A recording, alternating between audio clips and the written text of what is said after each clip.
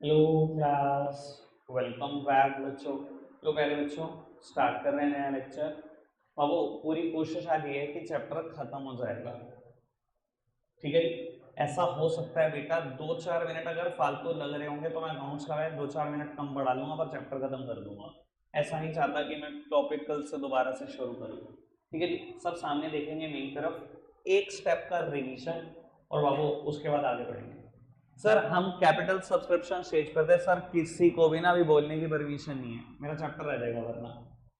बाबू capital subscription stage पढ़ रहे थे हम, पब्लिक से पैसे मांगने शुरू कर रहे थे। सर सबसे पहले कल हमने स्टेप पढ़ा था सेबी अप्रूवल, ठीक है जी। कोई डिस्कशन नहीं कर रहा हूं मैं, वो रिवीजन सिर्फ मैंने आखिरी स्टेप का करना है। सबसे पहले बेटा सेबी की परमिशन ले ली थी कि हम पैसा ले लें, सेबी ने कह दिया थी ले लो पैसा, आगे बढ़ो। कंपनी ने प्रोस्पेक्टस प्रिंट करा लिया था, लोगों को बता दिया था हम क्या काम करेंगे, क्या क्या प्रोडक्ट बेचेंगे, कितने कितने हमारे डायरेक्टर क्वालिफाइड है, क्या क्या विजन मिशन ऑब्जेक्टिव लेकर हम आए हैं मार्केट में, ठीक है जी। बाबू जिनको अच्छा लगेगा वो अपने यहाँ पे अप्लाई करेंगे, आपको कुछ नहीं करना। Appointment of banker broker under writer, इसे बंद कर देगा वो।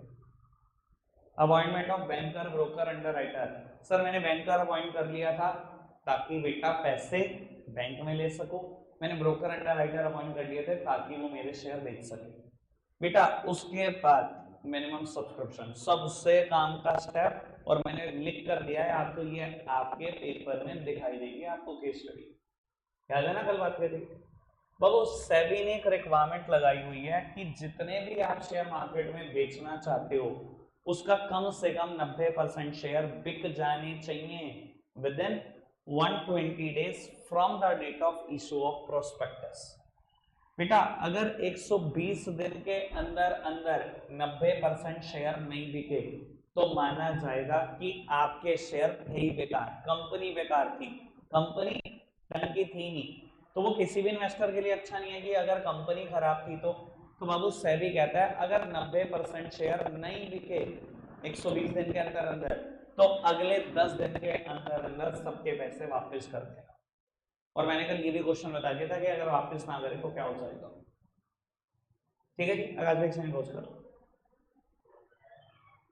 आगाज लोग उत्तर। बाबू समझ में आया मिनिमम सब्सक्रिप्शन, इधर देखना बेटा। कंपनी 5 लाख रुपए के शेयर इशू कर रही है बेटा, अभी तक एप्लीकेशन आई है 4,20,000 रुपए की, क्या कंपनी फर्दर प्रोसीड कर सकती है? कल भी क्वेश्चन पूछा था, बताओ फटाफट से आंसर क्या है। नहीं, क्यों? कंपनी फर्दर प्रोसीड नहीं कर सकती because minimum subscription is not yet received, minimum subscription अभी तक मिला नहीं है विच इज 90%।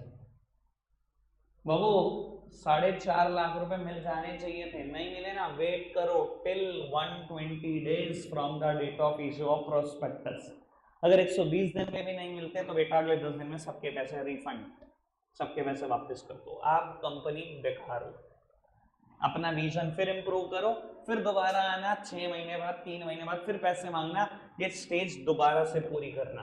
देखो रजिस्ट्रेशन आपका कैंसिल नहीं करा किसी ने, पर बेटा पैसे नहीं मिले आपको, तो बाबू आपको ये स्टेज दोबारा परफॉर्म करनी पड़ेगी। आना 6 महीने बाद, साल भर बाद, सेबी की दोबारा अप्रूवल लेना, दोबारा प्रोस्पेक्टस, दोबारा ये सारे स्टेप पूरे करना, ठीक है जी। और जिन कंपनियों को मिनिमम सब्सक्रिप्शन मिल जाता है वो फर्दर प्रोसीड कर सकती है, ठीक है जी। अगले 2 स्टेप बड़े काम के हैं, सुनोगे तो 12 तक काम आएंगे, मतलब 12 क्या अब पूरी जिंदगी काम आएंगे, कॉमर्स साइड में तो रहना है ना, किसी ने ऐसा तो नहीं करना ना 12 कॉमर्स से करके फिर बीएससी करनी है, बीटेक करनी है ना, फिर पूरी जिंदगी काम आएंगे, ठीक है जी। ऐसा भी कोई ऑनर है जो इंजीनियरिंग करेगा बाबू, अब 12 कॉमर्स से करके, ऐसा कोई ऑनर नहीं है हमारे पास। आओ जी प्यारे बच्चों, है 1-2 ऑनर हैं ऐसे भी हैं, आओ जी आओ, आओ जी बेटा। मैकेनिकल है ना बेटा।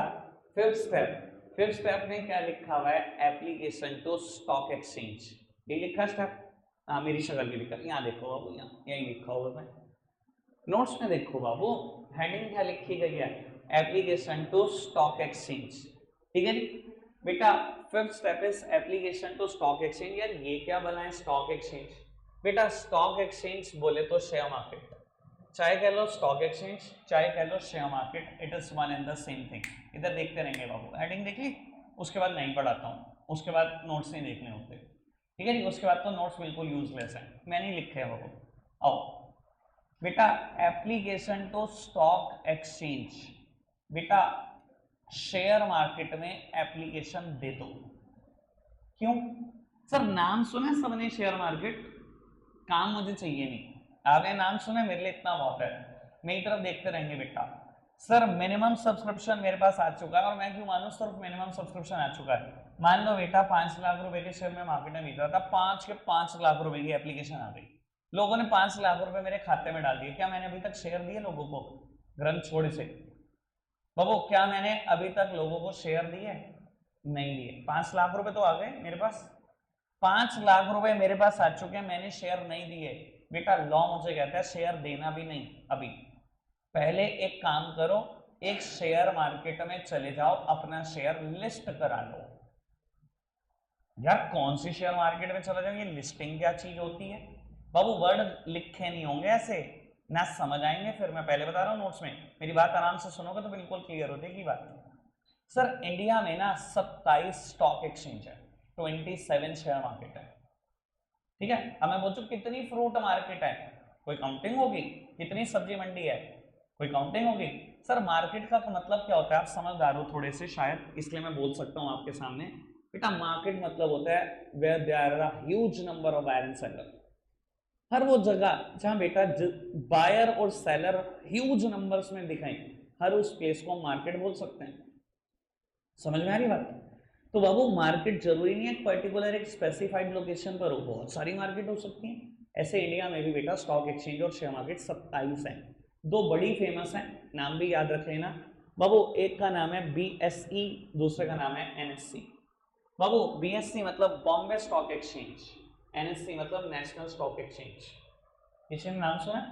कभी ऐसा देखा है बुल बना हुआ होता है, बुल देखा है बना हुआ, एक बुल बना हुआ होता है, BSE के बाहर बना हुआ है। बॉम्बे स्टॉक एक्सचेंज कहां पर है? मुंबई में है। जगह का नाम बड़ा फेमस है, जगह को बोलते हैं दलाल स्ट्रीट। जगह का नाम भी यही है, दलाल स्ट्रीट। भाई ब्रोकर को हिंदी में दलाली बोलते हैं, ठीक है जी। समझ में आती है बात? वैसे आपको, मुझे नहीं पता आइडिया कि नहीं, जब शेयर मार्केट बढ़ती है तो हम कहते हैं बुल आ गए मार्केट में, शेयर मार्केट गिरती है तो हम बोलते हैं बियर आ गए। कभी किसी को पता है ऐसा क्यों? हाँ सर पता है जी, वाह, स्कैम 1992 देखी हुई है लड़के ने।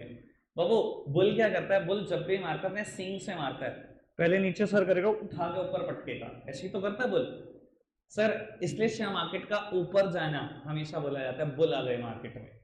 शेयर मार्केट में नीचे जा रही थी मार्केट, उठा के पटका ऊपर लेकर। और बियर वो कैसे मारता है, वो अपने हाथ से ऐसे मारता है, अपने पंजों से नीचे गिराता है बिल्कुल। तो जब भी शेयर मार्केट गिरती है तो ऐसा बोला जाता है कि मार्केट में बियर आ गए, वो मार्केट को गिरा रहे। चलो भाई ये टेक्निकल टर्म है, धीरे धीरे सब सीखते जाओगे। तुम थोड़ा इंटरेस्ट दिखाना बस शेयर मार्केट में, फिर मेरा इंटरेस्ट देखना, पता नहीं क्या क्या सिखा दूंगा, ठीक है जी। बाबू इंडिया में कमाना सब चाहते हैं शेयर मार्केट से, सब, कोई भी नहीं। और बाहर चले जाओ, अभी एक एक करके लाइन लगी होगी शेयर मार्केट सट्टा, ना ना ना ना बिल्कुल भी नहीं। और अभी मैं कहूँ 5,000 के 10,000 हो जाएंगे अभी 5 मिनट, अभी कह देंगे अरे बता दो यार, कुछ बता दो यार। तो यही कहानी है हिंदुस्तानियों की सारे। आओ प्यारे बच्चों, खैर करते हैं बात। बेटा application to stock exchange, India में बेटा 27 स्टॉक एक्सचेंज है। आपके पास लोगों का मिनिमम सब्सक्रिप्शन आ चुका है, आपने अभी शेयर नहीं दिए, और लॉ कहता है शेयर देना भी नहीं। पहले एक काम करो, 27 में से कम एक स्टॉक एक्सचेंज में शेयर लिस्ट करा लो, किसी एक में तो होना ही चाहिए। सर लिस्टिंग का मतलब क्या, थोड़ा सा इस बात को समझना। बेटा मैं गया स्टॉक एक्सचेंज के पास, मान लो BSE के पास, मैंने कहा BSE मेरे शेयर लिस्ट कर दो। उसने कहा कि कर तो दे, हमें कुछ डॉक्यूमेंट चाहिए होंगे और हमारी एक फीस है। मैंने कहा कुछ नहीं, आप डॉक्यूमेंट बताओ। उन्होंने डॉक्यूमेंट मांगे, मैंने पूरे करने शुरू करे।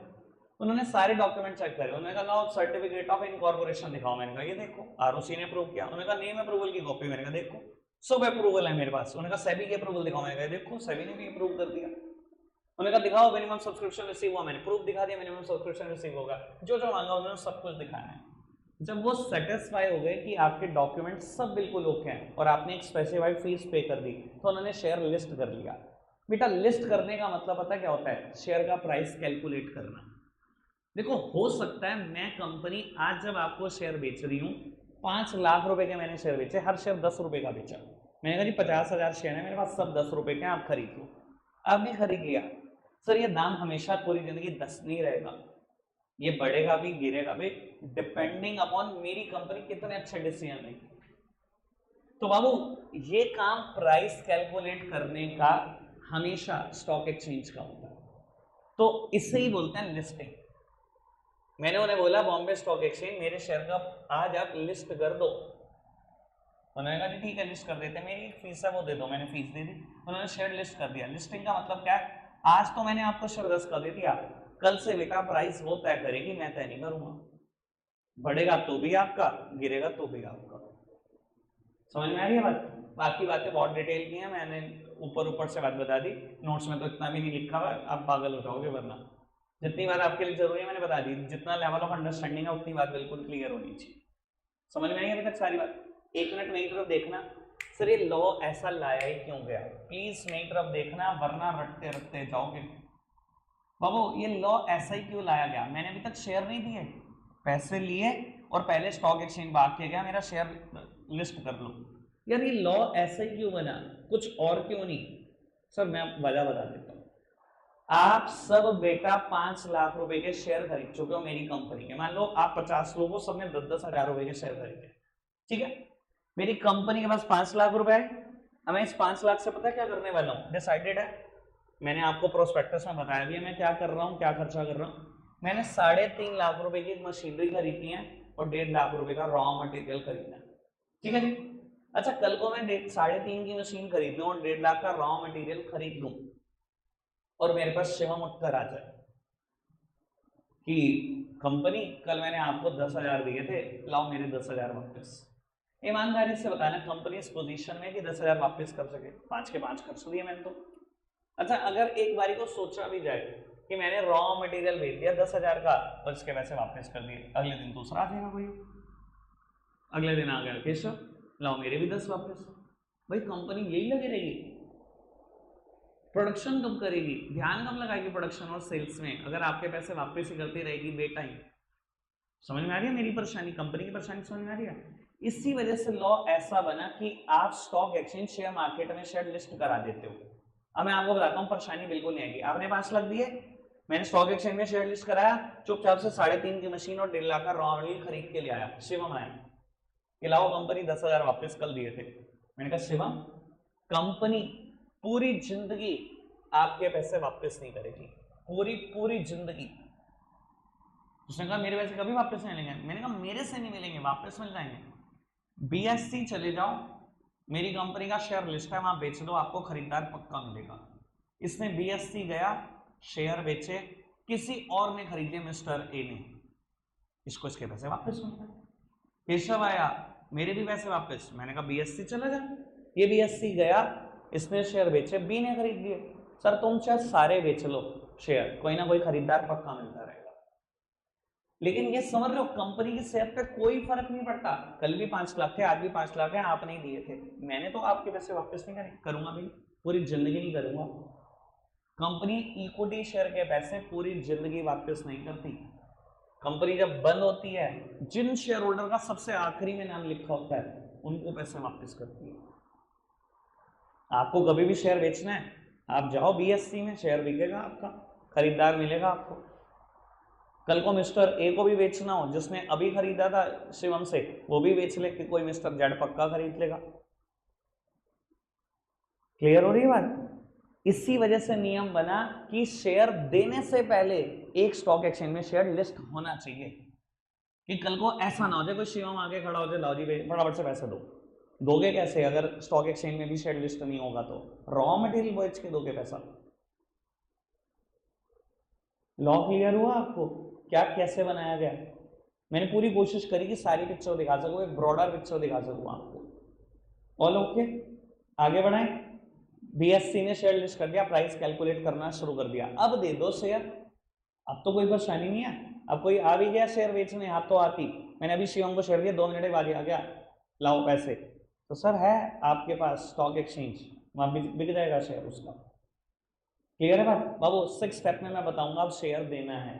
6 स्टेप पढ़ना क्या लिखा है, अलॉटमेंट ऑफ शेयर। बाबू देखो बोलना ऐसे ही है, अलॉटमेंट ऑफ शेयर पेपर में लिखना ऐसे ही है, अलॉटमेंट ऑफ शेयर। लेकिन वैसे अगर मुझे डिक्शनरी मीनिंग बताना हो तो अलॉटमेंट का मतलब होता है डिस्ट्रीब्यूशन। स्पर्श राघव बाबू, अलॉटमेंट का मतलब बेसिक क्या होता है, डिस्ट्रीब्यूशन, ठीक है जी। लेकिन बाबू मैं कभी भी डिस्ट्रीब्यूशन वर्ड दोबारा नहीं बोलूंगा, बस मैंने आज ही बोला, ठीक है जी। अलॉट कर दो अब शेयर्स, दे दें आप शेयर, लोगों के पैसे भी आ गए, स्टॉक एक्सचेंज में शेयर लिस्ट भी हो गया। पर बाबू देने से पहले आपको पता है क्या करना है, शेयर एक अलॉटमेंट लिस्ट रेडी करनी है। प्लीज सामने देखना बेटा, काम की बात बता रहा हूं, एक अलॉटमेंट लिस्ट रेडी करनी है। ये अलॉटमेंट लिस्ट देखने में कैसी होती है, क्या चीज है, सब क्लियर करते हैं। बाबू प्लीज आप सब सामने देखते रहेंगे बेटा। अलॉटमेंट लिस्ट देखने में कुछ और नहीं, एक एक्सेल शीट है, एक एमएस एक्सेल की शीट है। Serial number, name and addresses of share holder, name and addresses of share holders. Babu number of share subscribed bye them, number of share subscribed. मैं एक बात ऐसी बोलूंगा जो मैं अभी क्लियर नहीं कर पाऊंगा और 12th में क्लियर करूंगा, अभी नहीं। बैंक अकाउंट डिटेल मैं लिखता ही नहीं, छोड़ो। एक बात ऐसी है जो 12th में क्लियर होगी, मैंने छोड़ दी बाबू, ऐसे ही परेशान हो जाओगे मैं लिखूंगा तो। बाबू मेरे ना बैंक अकाउंट में 5 लाख रुपए आए हुए हैं, आया मिनिमम सब्सक्रिप्शन पे 5 लाख रुपए आए हैं। मैंने बेटा बैंक स्टेटमेंट प्रिंट निकाल दी कि किसने किसने पैसे दिए, कहाँ कहाँ से पैसे दिए, किस किस बैंक अकाउंट से पैसे दिए, ठीक है sir. Serial number 1 mister A के पैसे आए, मिस्टर ए का क्या एड्रेस है लिख दिया। बाबू नंबर ऑफ शेयर सब्सक्राइब, कितने शेयर खरीदे, 10 रुपए का एक शेयर था, इसने 5,000 रुपए दिए, इसने 500 शेयर खरीदे, ठीक है जी। बाबू किस बैंक अकाउंट से पैसे दिए, इसके बैंक अकाउंट की डिटेल लिख दी। अगर आपको याद ना आया हो तो मैं याद करा देता हूं। कंपनी ना, पब्लिक कंपनी और प्राइवेट कंपनी का डिफरेंस पढ़ रहे थे, वहां एक बेसिस था इंडेक्स ऑफ मेंबर, याद है आपको बात, इंडेक्स ऑफ मेंबर बेसिस था। वहां लिखा था मैंने कि private company index of member नहीं बनाती। अरे घर वाले हैं क्या, अपना नाम एड्रेस नहीं जानते क्या, कितने शेयर खरीदे जानते नहीं क्या, तो वो क्या करेगी, इंडेक्स ऑफ मेंबर बनाकर, वो नहीं बनाती। पब्लिक कंपनी बनाएगी, क्यों, इसमें maximum number of member unlimited होते हैं। किस किस का नाम याद रखोगे, किसका एड्रेस याद रखोगे। रिलायंस में 14 लाख मेंबर है, पता होगा बोर्ड ऑफ डायरेक्टर को सबके नाम और एड्रेस, तो बनाना पड़ेगा ना इंडेक्स ऑफ मेंबर। यहीं से इंडेक्स ऑफ मेंबर भी प्रिपेयर हो रहा है, ये कुछ और नहीं, kind of index of member he. Sir दूसरे नंबर पर मिस्टर बी ने पैसे दिए, कहाँ रहता है मिस्टर बी, मैंने ये लिख दिया, उसने 3,000 रुपए दिए, मतलब 300 शेयर के पैसे दिए। सर ये पूरी लिस्ट मैं प्रिपेयर करूंगा, अगर आप समझदार हो तो ये टोटल शेयर 50,000 रुपए, क्यों 5 लाख रुपए के शेयर बेच रहा था ना, 50,000 शेयर 10 रुपए वाले, तो बाबू इस पूरी लिस्ट में 50 के 50,000 शेयर का बाइफर्केशन होगा, सबके नाम सबके एड्रेस आए होंगे। क्या पता ये 50,000 शेयर 1,000 लोगों ने मिलकर खरीदे हो, क्या पता ये 500 लोगों ने मिलकर खरीदे हो। सर 500 के नाम और एड्रेस तो नहीं याद रह सकते, लिखने ही पड़े होंगे किसी जगह पे। सर ये पूरी लिस्ट आपने अपने पास बनाई, संभाल के रखोगे, ये आपका इंडेक्स ऑफ मेंबर भी है। इसके बाद इस लिस्ट की एक कॉपी फोटोस्टैट आरओसी के पास भी भिजवानी पड़ेगी, नियम ये कहता है। आरओसी कौन है सबको पता है, क्लियर हो गई बात। अब आपने सिर्फ एक काम करना है, 5th और 6th स्टेप 1 मिनट में पढ़कर दे दो ताकि मैं लास्ट टॉपिक शुरू कर सकूं और चैप्टर खत्म कर सकूं। 5th और 6th स्टेप फटाफट से पढ़कर बताओ। है वगैरह मैंने अच्छे दिन एंट्री, सारे चैप्टर खत्म हो रहे बाबू। एमओए वर्सेस एओए डिफरेंस कर रहे हैं। सर आपको याद होगा 2 बार मैं इसकी पहले बात कर चुका हूं, और जब मैंने दूसरी बार बात खत्म की थी तो मैंने ये भी बोला था कि बेटा तीसरी बार भी होगी इसकी बात, वो बात सबसे डिटेल्ड होगी। अच्छा अभी तक मैंने क्या पढ़ा, मैं थोड़ा सा ये क्लियर कर देता हूं, इधर देखना सब। Rank 1 document, principal document, charter of company. Rank 2 document, subsidiary document, secondary document.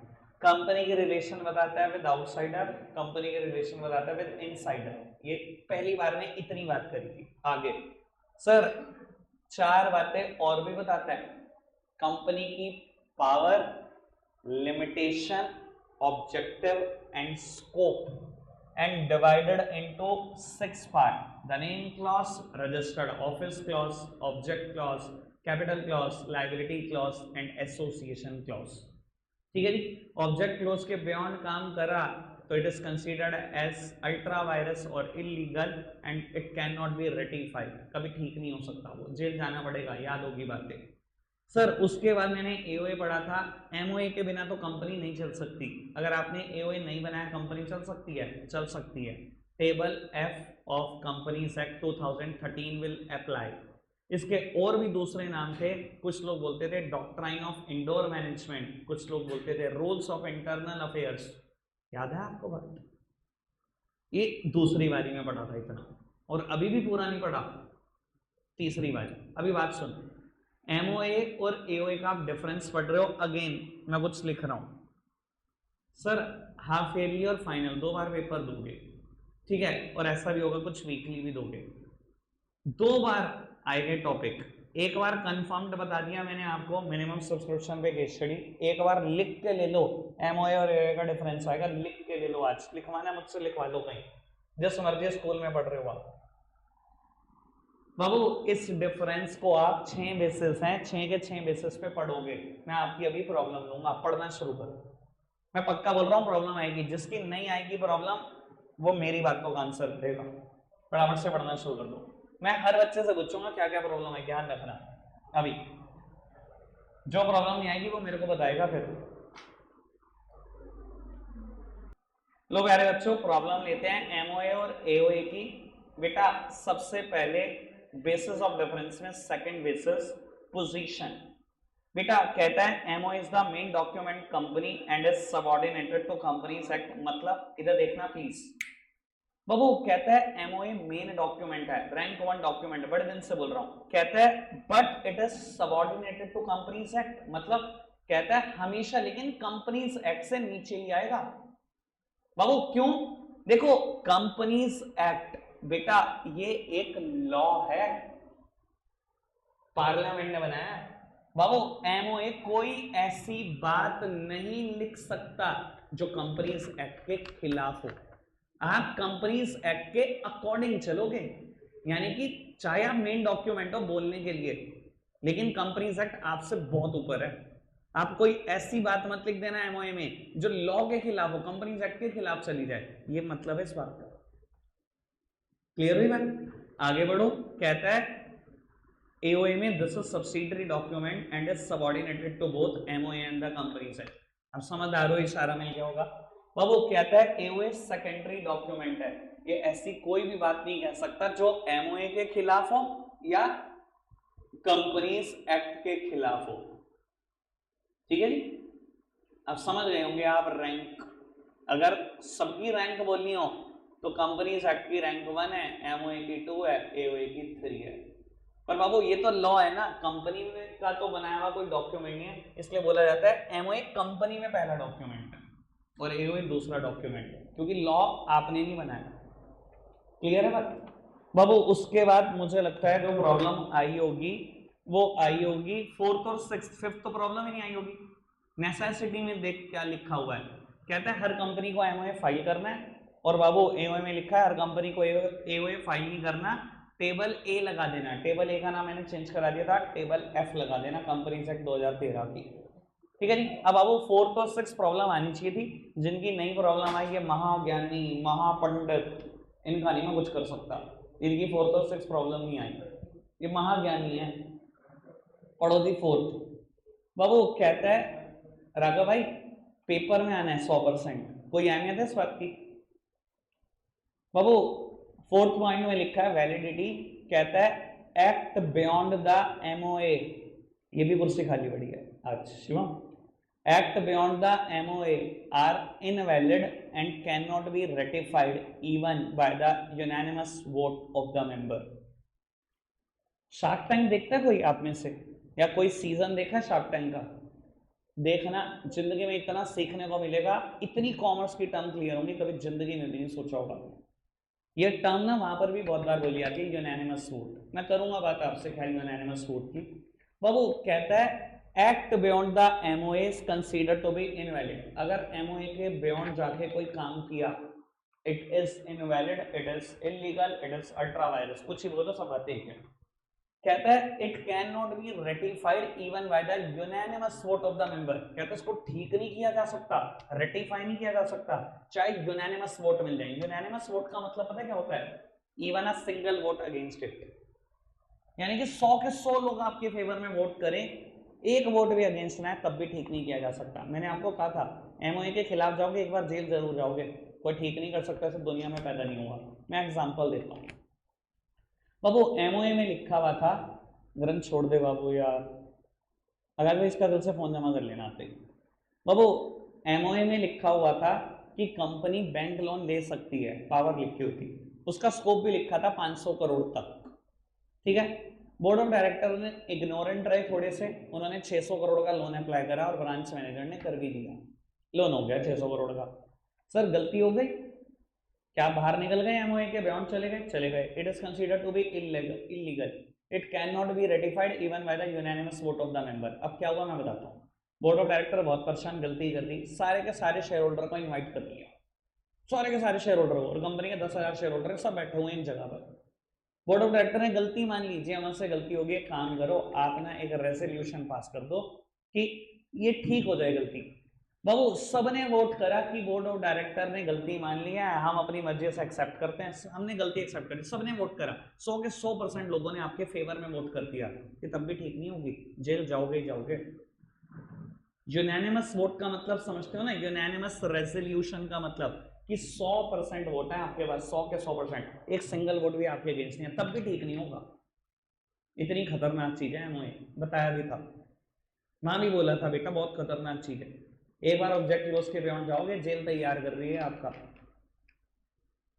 आगे बढ़े बाबू, एओए में लिखा है act beyond the articles can be ratified by the member provide they do not violate the MOA. मतलब कहता है AOA के beyond किया गया कोई भी काम ठीक किया जा सकता है, बस वो एमओए के खिलाफ नहीं होना चाहिए।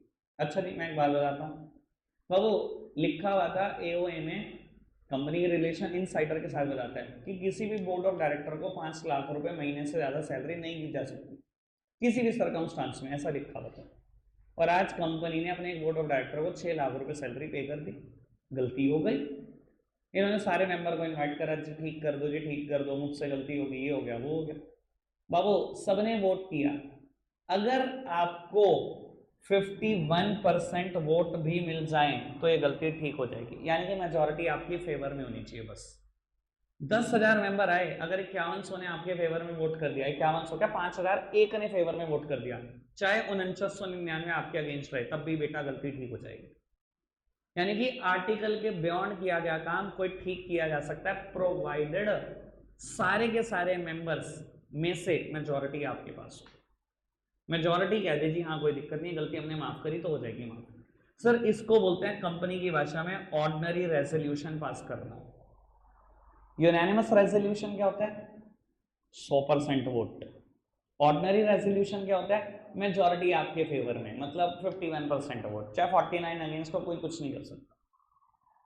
कोई दिक्कत कोई परेशानी तो नहीं। लास्ट वन ऑल्टरेशन, बहुत काम की बात कहता है alteration of MOA is quite difficult and in many cases approval of certain statutory authorities required. कहता है एमओए को ऑल्टर करना बहुत मुश्किल है, कई बार कुछ स्टैट्यूटरी अथॉरिटी की अप्रूवल भी चाहिए होती है, और मैं बता देता हूँ स्टैट्यूटरी अथॉरिटी का नाम क्या है, सेंट्रल गवर्नमेंट।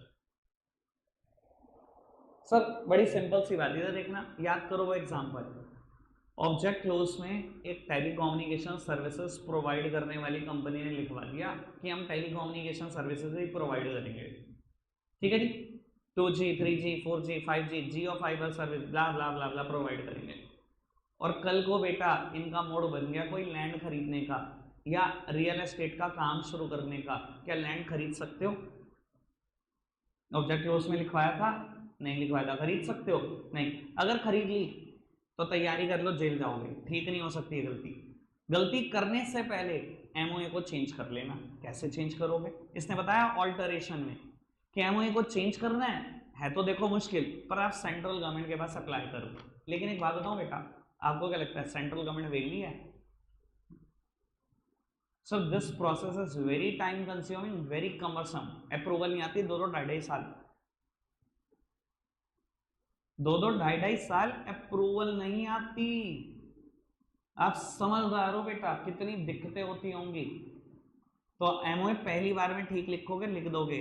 अगर ऑल्टरेशन कराना पड़ा तो जान निकल जाएगी बेटा, बहुत मुश्किल है। स्टैच्यूटरी अथॉरिटी की अप्रूवल रिक्वायर्ड है, जो कि इतनी आसानी से नहीं मिलेगी। ठीक है जी।